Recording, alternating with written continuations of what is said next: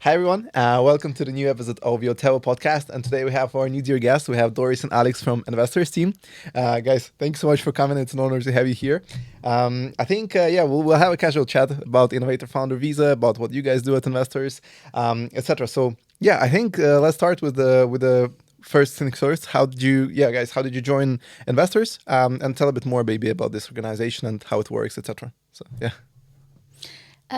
So for myself, first of all, very pleased to be here, and it's such a pleasure and to speak to you, Alex. Alex and myself, both working for Investors. For myself, it was starting a bit earlier.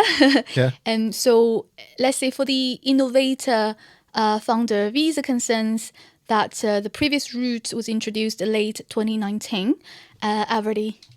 At the time, I was already working with investors.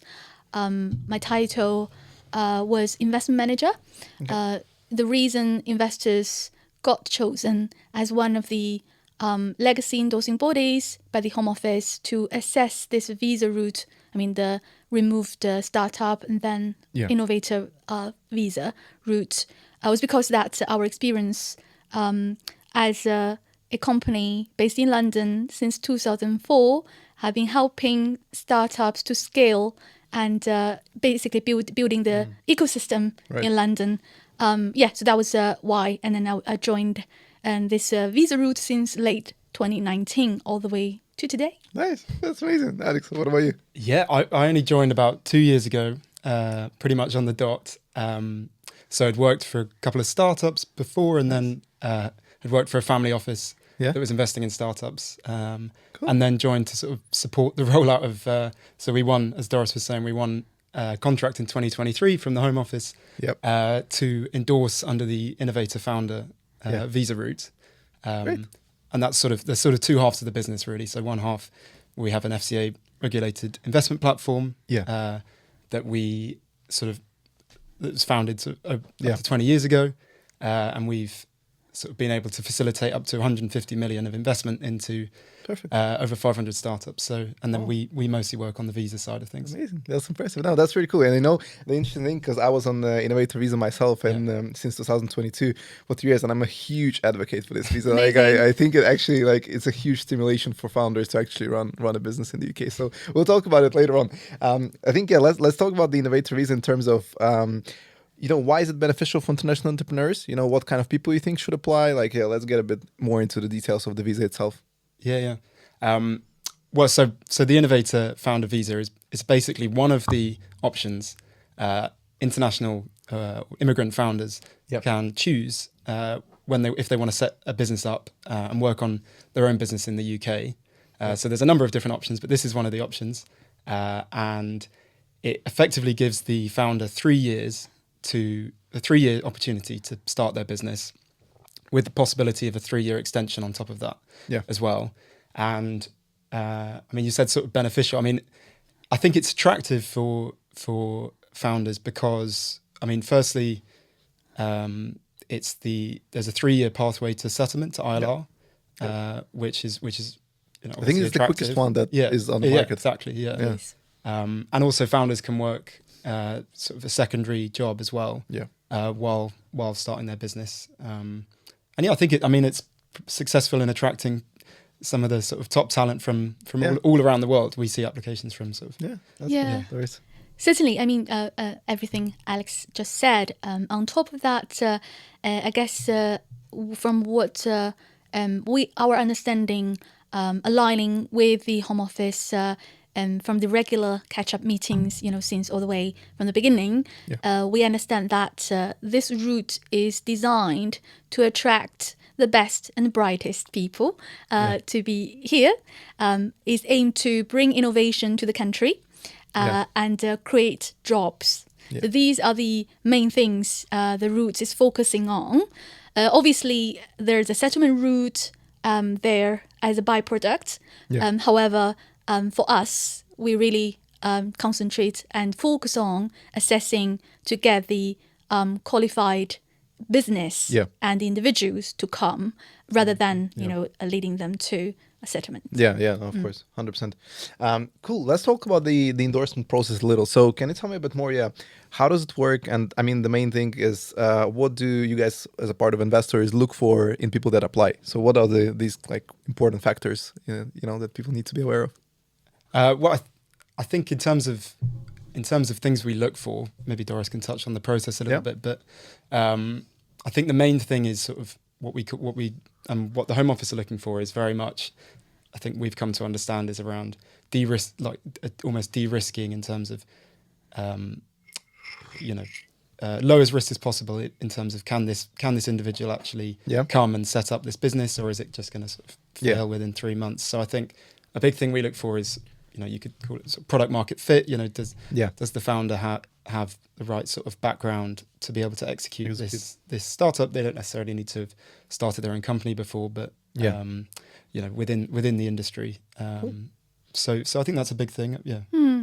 So the 3 main criteria we're assessing are innovation, scalability, and viability. So everything we do would be based along these criteria. Yeah. And when it comes to how do we assess, obviously we got the 20-year experience plus FCA regulated. So we transfer those knowledge to this process. Yeah. And we make sure that we designed and invested into quite a bit of money into this platform, which is a one-stop platform to streamline this process from beginning to the end. Yeah. So the platform we used to do, we still do this white label platform, which people can license it for their investment purposes, their investment readiness. And we transform that actually into a standalone platform just for this visa assessment purposes. So we have a metrics-based scorecard and to use against those criteria. At the same time, we have a committee meeting weekly to make sure that it is just not an individual decision, it is always a collective decision. So we have a few measurements to make sure, and we also evolving the systems from the beginning, since the beginning, trying to make sure we can accommodate and trying to be as open as possible to help those founders and to achieve lots of them for their dreams. That's really cool. That's amazing. I think it's really great point because I think it's a perfect combination because from my understanding for this platform, they can also, it also helps with the fundraising process, right? So they can, when they get the visa, they can also sort of naturally go into the pathway of actually fundraising for this business. And because the interesting case, like how it worked for me is that I got the visa. Initially, I didn't have a clear idea of whether I should fundraise, whether I should, bootstrap. I didn't have too much of an idea because I didn't know what the costs are going to be, et cetera, et cetera. But the cool thing is that Innovator Visa, it naturally led me into this way of fundraising. It naturally put me in the environment where the investors are. It naturally, put me with the right people. So it kind of happened very organic. I think that's perfect. The sort of requirements. Yeah, exactly. Exactly. When you just start, you see the opportunities are there. You just kind of organically go and fundraise, get investors. It's kind of the snowball effect kind of thing. So it's really cool. Definitely. But also just quite like to make it clear that for the part of the business of the assessment, endorsement, it's not directly linked, it's not directly linked with our fundraising, and we're trying to separate these two parts just to sometimes we don't want to blur the picture. However, we still have our fundraising corporate finance part of the business going on. It's just that you can imagine lots of the founders might not be on the stage is ready enough to fundraise, and we don't want to give them unrealistic expectations. Of course, yeah. For us, it took 2 years until we could probably fund, because we fundraised throughout on our 3rd year of Innovator Visa. So the first year I was doing a bit of just even not like hands-on, just a bit of market research, just testing out what works, what not. Then on the 2nd year, and maybe I was too slow, I don't know. Did you go straight onto the Innovator? Yeah, so I went straight on the Innovator. For the first one, a bit of research. On the 2nd year, I started to touching the market a little bit. I was doing some initial deals, etc., etc. And then only at the second half of the 2nd year, we got to early, regular, more or less traction. And then by the beginning of the 3rd year, literally in December, we fundraised, and that was kind of our last probably 9 months on the Innovator Visa. So it's actually this three-year cycle. It does make sense because you actually need this 3 years to do something. So it's a really good one. Yeah, I think 3 years, it can be quite tough though. Like It can be tough, It's not yeah, a I agree. normal Yeah. route for Yeah. a startup. I don't know if you found this, but Yeah. it's almost completely different expectations of you than if you're... And depends on the field as well, because in our like industry is pretty straightforward, but especially I think it's like if it's like healthcare or something more, it probably takes a bit longer. But the idea is that it puts you in this situation where you have to, you know, kind of like it just you have no other choice. Like you need to go and fundraise and do the things. That's cool. One question I have on that: let's decode these 3 criteria. So scalability, was it? Which one was the other 2? Innovation, scalability, and viability. And viability, yeah. Can you decode this a little bit? Like what goes into each of them a little bit, not with no too much detail? Yeah. Or maybe like as much as we can share. No, definitely. So, I mean, innovation is the Innovator Founder Visa, so that's key. Yeah. So when we talk about innovation and what the Home Office are expecting, that's really understanding, you know, who your competitors are, how you're sort of positioned against them, and if you can maintain that sort of commercial competitive advantage over those competitors. That does cover also does cover also the technological aspect of it, like how is actually the technology is solving the problem, right? Definitely. I mean, I think everyone thinks that it's only sort of tech businesses. Yeah, there can be both. Of course, can be business models or of course. Okay, cool. What about the other 2, scalability and I'm helping. So is the innovativeness is the most difficult one. That's why I let Alex starting, because we all know exactly it's open for interpretation. Yeah. But it's also the good parts, because if it's open for interpretation, then everyone, as long as they can justify and why it is innovative, we would like to take it on and give them a chance. Exactly. Yeah. So that's the innovation part. Then scalability is quite straightforward. There's 2 aspects pretty much. One is that whether they will be able to create jobs. Yeah. The other one is that whether there will be geographically growth, national, internationally. Yeah. So that's a part of the markets. Basically scalability. Yeah. And that's kind of linked with their IP protection in a way as well, because sometimes it's the defensibility. Yeah. 100%. Direct link to it. Then coming to the viability, also maybe 2 major parts we're looking at. First of all, it's about whether the founders themselves are relevant to like a good fit. to the business they proposed. And with this one, I think that with the Innovator Founder Visa, it is designed for experienced entrepreneurs to come, rather than like this used to be the startup, like someone can just give it a go. Is it like a step up? Most cases. 100%. So we wanted to know whether they hold enough insights, knowledge, experience to set up that business in the UK. That's one thing. The other one is also related to the financial viability. Although with the new route, when I say new, that meant April 2023 onwards, they removed the 50k minimum sort of investment. Okay. However, I think in your time probably you still have to. Yeah, exactly. but in a way, it might be good because at least you know, as long as it hits a 50k, that's enough. With the current situation, that's been removed because that's too rigorous. Because for different business, they might require different capital. Of course. To start up. So we need to see from their business plan and financial projections whether they've hold enough capital to at least let them set up for the first 12 to 24 months. Okay. So it's cool. Financial viability. Nice. Yeah. Nice. That's amazing. That's pretty cool. And in terms of the endorsement process itself, like how long does it take? You know, usually what are the steps? You know, like talk me through a bit on that. Okay, cool. So, that need to be kind of again. I do a lot of disclaimer all the time, just to say we one of the 3 commercial endorsing bodies. We Envestors. Our process might be different from the other 2. And we all the same, appointed by the Home Office. But we have different backgrounds and different expertise.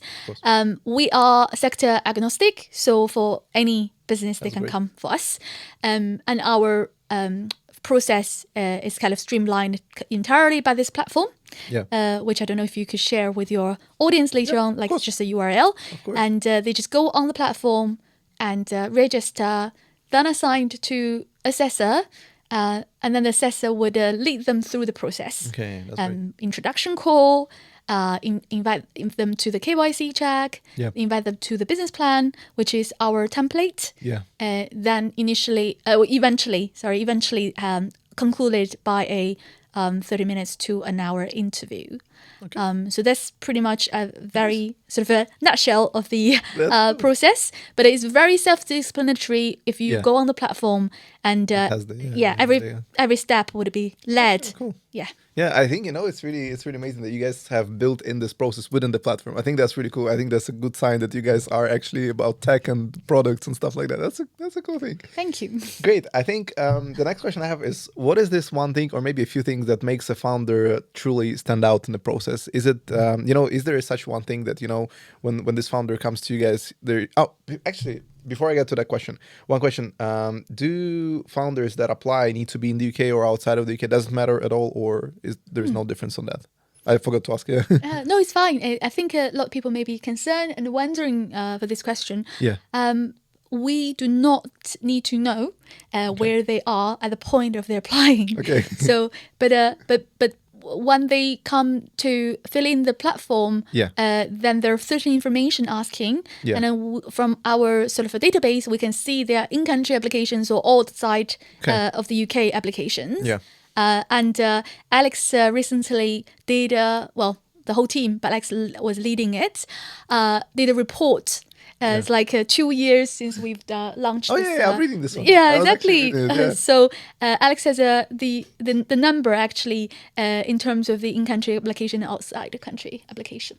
Yeah, roughly 50% are already in the 50. UK, and Cool. I think most of those are either graduates Yeah, from UK graduates, universities. So Makes sense. That's that's cool. a big factor. Yeah. That's amazing. No, that's really cool. The question that I was about to ask is, do you have this one thing that stands out in applications right away when you just see them? Something that you're like, that's a good guy for us. That's a good fit for us. Is there such a thing that you see on the applications?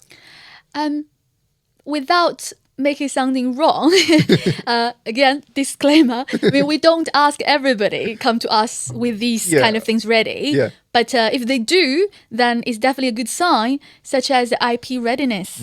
So lots of them would already have, especially if the university spins out. Yeah. Or if they involved with some sort of a research-led kind of a business, then they already got a innovation, sort of innovative idea. They wanted to bring it to the UK. That's something we're looking for. Yeah. So that's definitely a good sign. Cool. Oh, that's great. Yeah. Anything to add, Alex? Or I think if there's already some sort of external validation, like a grant award or a VC that's invested, that That's would obviously help.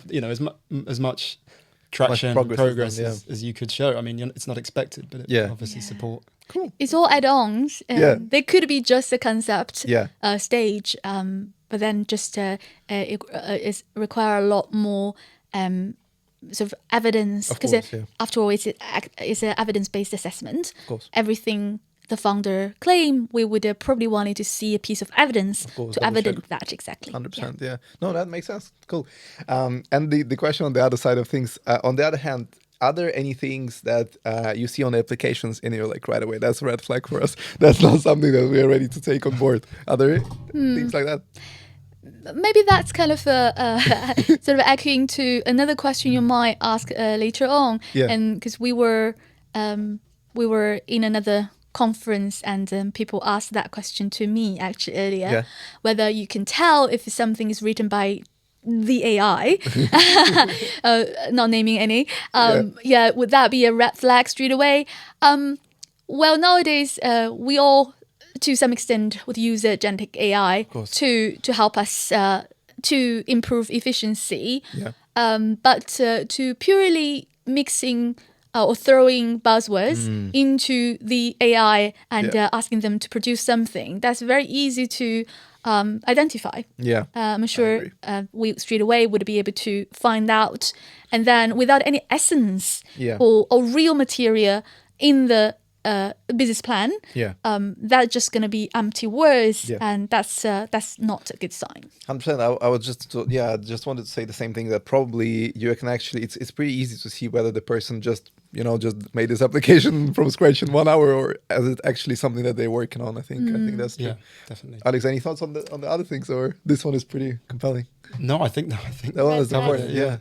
I think that's definitely true, because I think especially with AI, obviously everyone uses it like in everything these days. But I think definitely you can clearly see if if the person actually knows what they're talking about, or is it just Yeah. that Yeah, and also with our process, because there are 2 points that we would be able to see the applicants face to face. Yeah. That is actually a very good genuineness test. when you can ask whether they actually know what they wrote. Yeah, if someone, for example, if this is not their own idea, Yeah. if someone gave it to them while they're telling you can tell. Of course, quite easily. 100%. No, that's a great, cool, perfect. The next one I have, just generic one. Do you have any success story to share from the companies that you guys worked with that you want to share with the audience? Yeah, that you're proud of. No, yeah, we have loads of success stories. I think this is something that we've made a point about, is sort of shouting about the success of our founders, and we're definitely big proponents of the role of immigrant founders in almost sort of outperforming or the ability to come to the UK and kick off really quickly. In terms of one that stands out, I think there's a business that we were working with since 2020, so we endorsed 5 years ago. them under the startup route, and then they switched to the innovator route and settled in 2025. Nice. So I don't know if that's maybe similar to you without the startup bit. And so that business is Mentor Merlin, and they were focused on accelerating the training of nurses, nice. of international nurses into the NHS. That's really cool.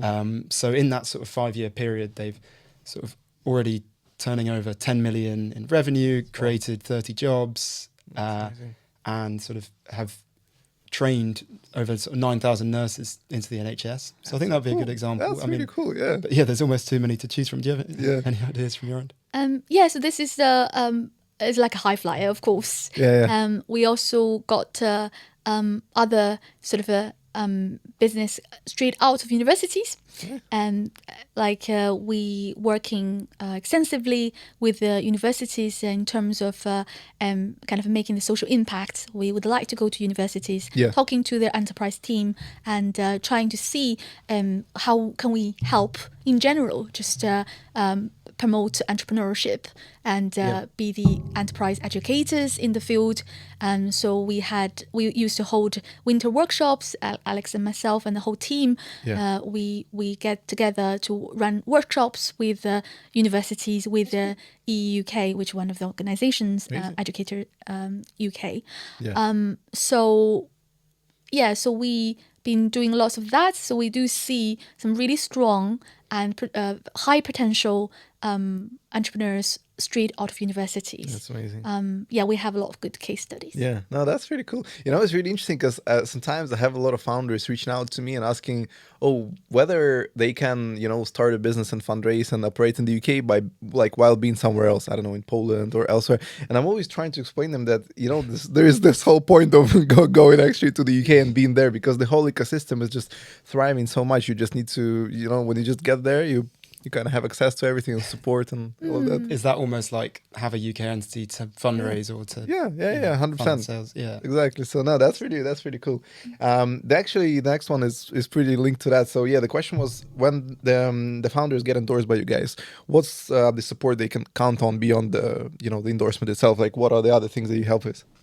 I think Alex would be a good person to speak on these things, but at the same time, again, disclaimer for me always is that all of these things would be optional for them. If they would like to use it, that's fine with us, and if they are confident and happy enough to do themselves, we only need to complete our process of assessment and then carry our duties on monitoring and reporting to the Home Office for the 3 years, because there's 2 checkpoints reviews we need to do, and whenever they have problems they wanted to come to us, we're very happy to assist.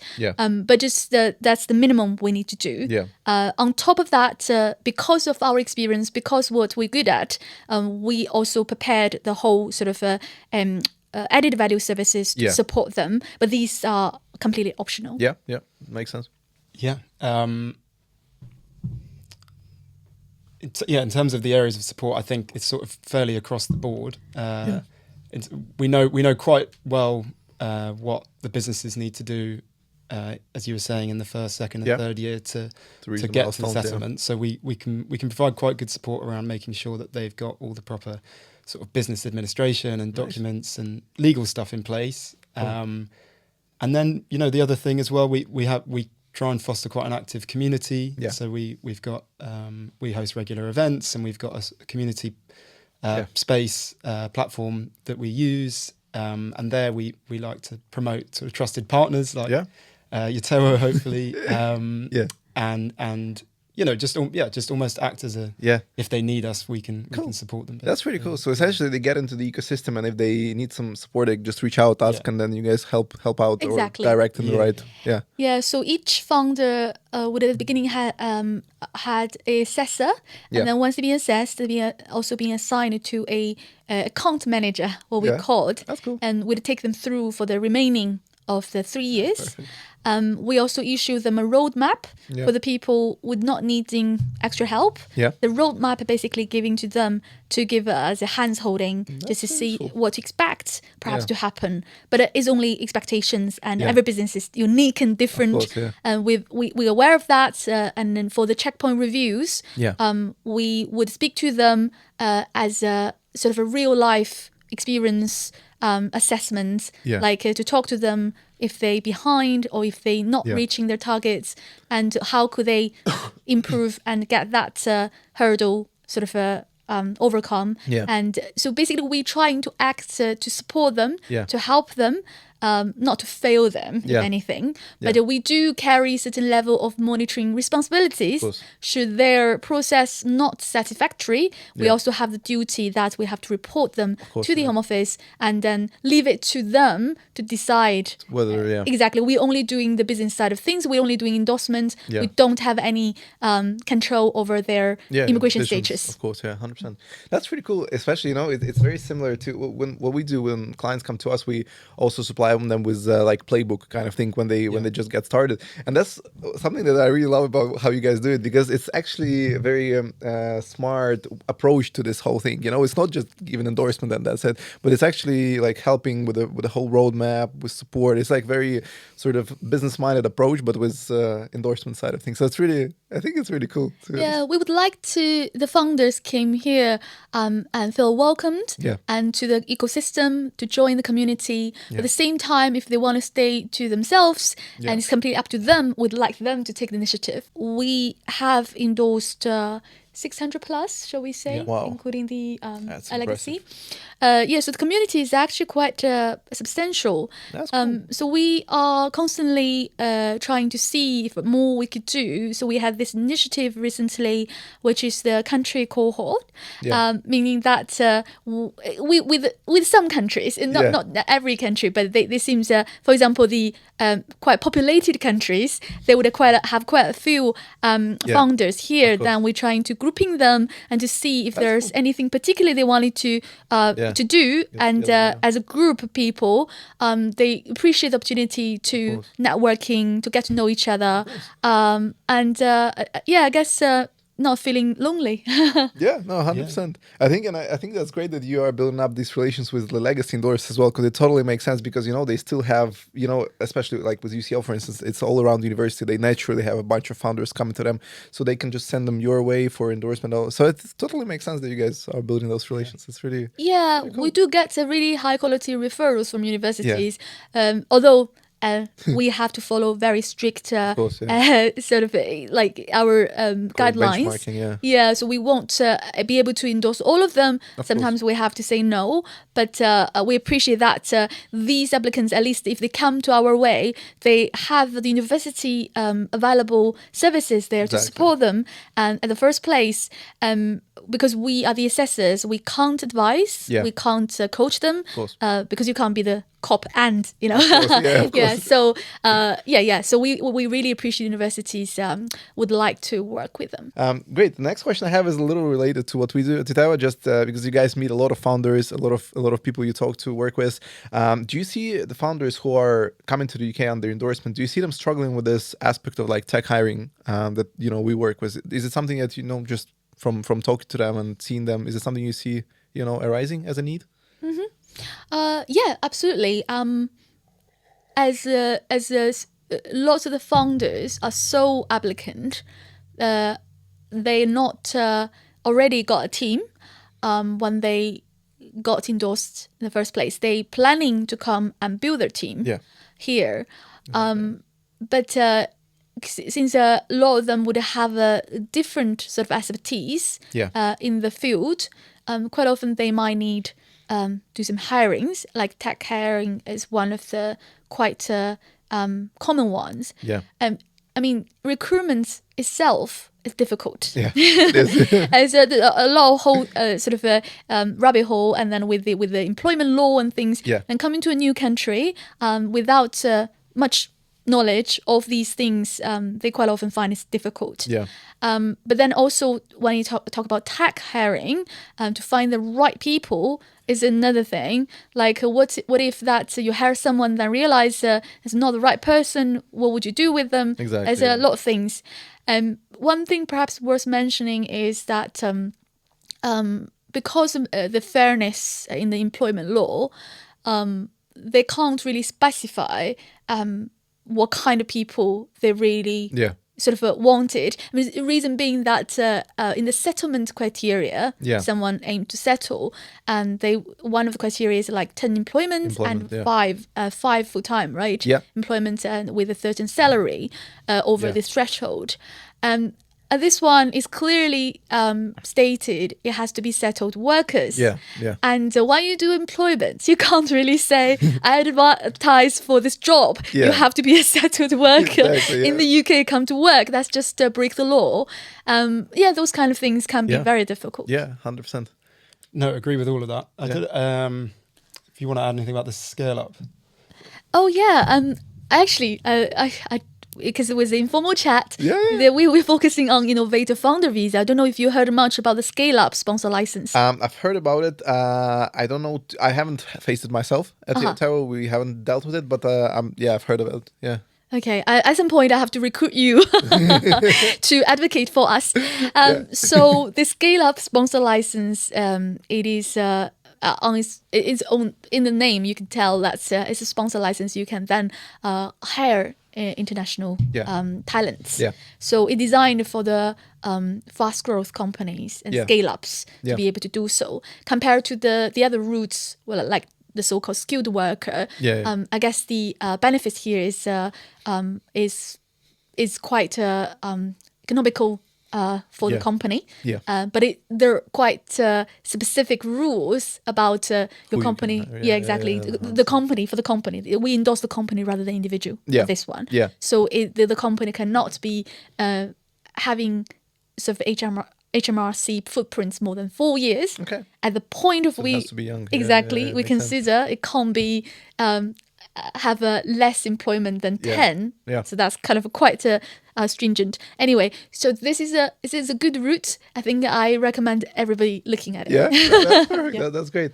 Another thing I just got in mind, I would assume a lot of applicants, because you know probably the ones who apply are the main founders of the company, right? So I would assume a lot of them are non-technical as well. So there's another aspect on where they can struggle with this aspect.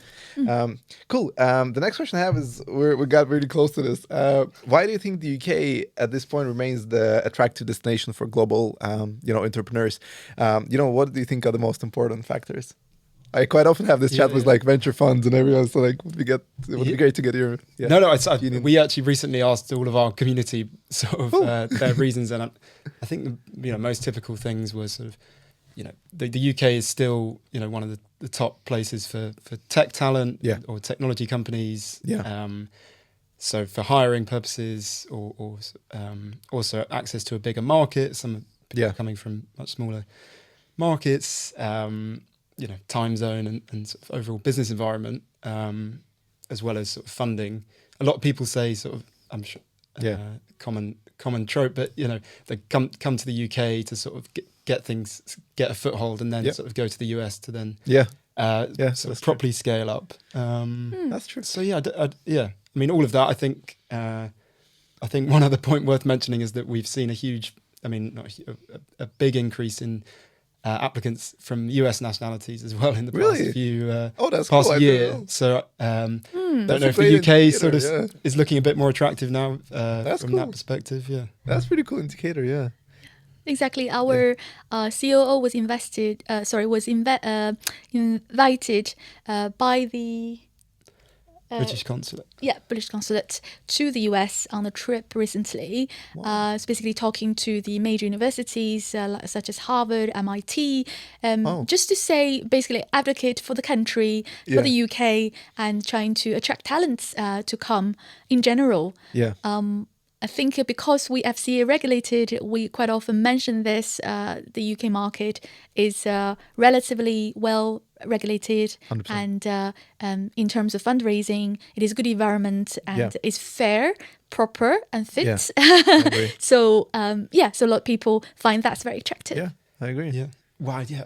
Finally, I mean, just like sort of lifestyle as well, I think is still a big pull. I know it's not the only thing, 100%. but no, 100%. I think it's also worth mentioning for the audience, for those who don't know, the UK financial market and fundraising market is second largest after the US. It's not comparable to like other European countries. The whole the concentration of capital in this country is enormous, and the access to this capital as well. There are like tens of thousands of VCs in London that host events every day. You can, there are so many ways you can meet them, etc. And the consumer market as well. Like if you do some startup in the UK, you can prove you can get proof whether you can sell it or not. Like it's the market that will actually give you the feedback of whether your product is needed. But because if you're doing it somewhere in an emerging market, you wouldn't even understand probably whether the product is actually needed, because the market might be just not evolved enough. But in the UK, you can pretty much come with any idea, and the market will actually tell you, whether this is good or bad what you're doing. Absolutely, yeah.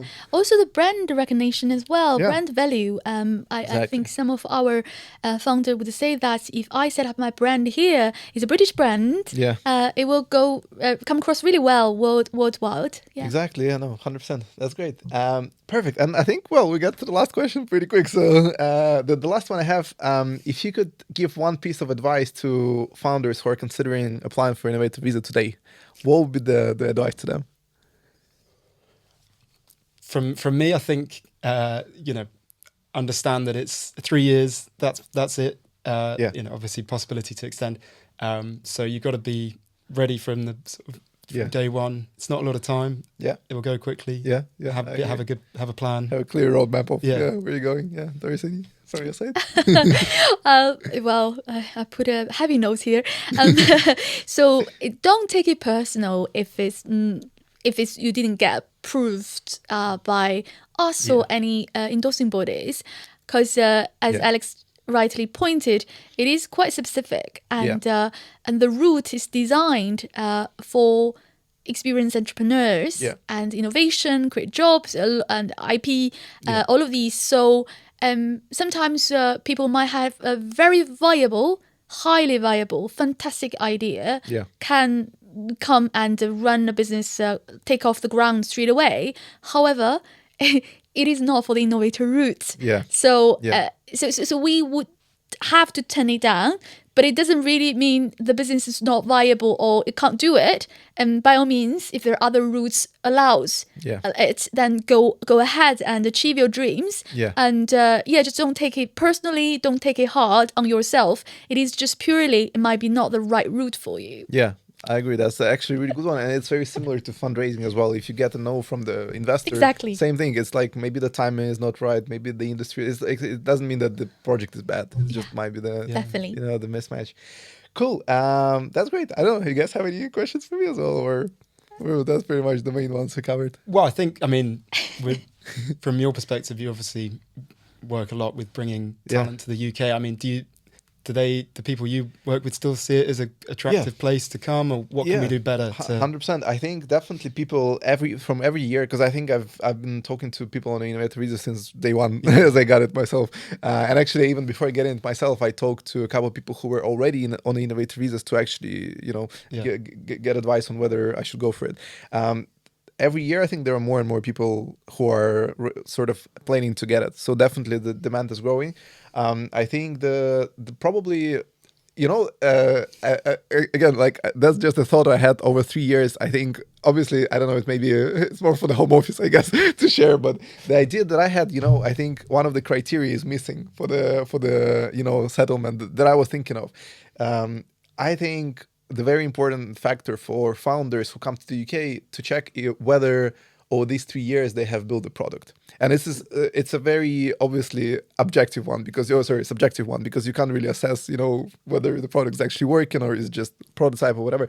But I think it is pretty important factor, because I think if the person doesn't have a product by the end of the third year, it means probably they do something wrong, because in most cases, Innovator Visa assumes that it's tech product, right? So in most cases, and I've seen people who haven't done the product and they still got through the whole thing. And I think that's something that I think would be good to put on the requirements list as well. Right. Yeah, that's what I had in mind.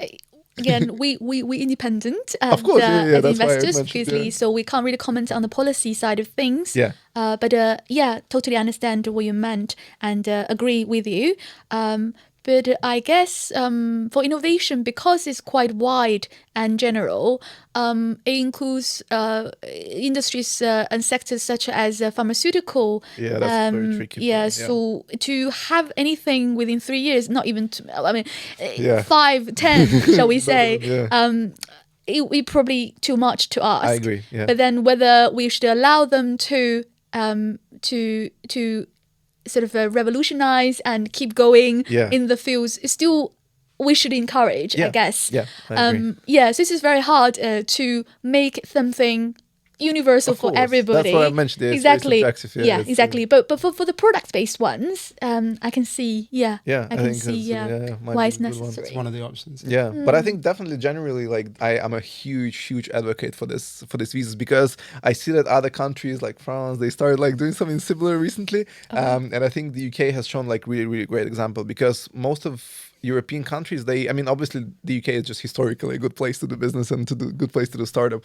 But I think the timing is also really good, because it actually, like, I've just seen so many people over these 3 years achieving huge results. Like, honestly, like I have one of the guys that I'm like a good like friend of mine and kind of a mentor of mine. He got the Innovator Visa a couple months after me, and he got to a Series A over these 3 years. And I'm just understanding that this visa, it actually gives you everything you need to build a startup. After you get it, you can't say, I didn't have something, I didn't have access to investors or whatever. It kind of puts you in a situation where you actually can go there and do it. So I think I'm a big advocate for this. It's very encouraging.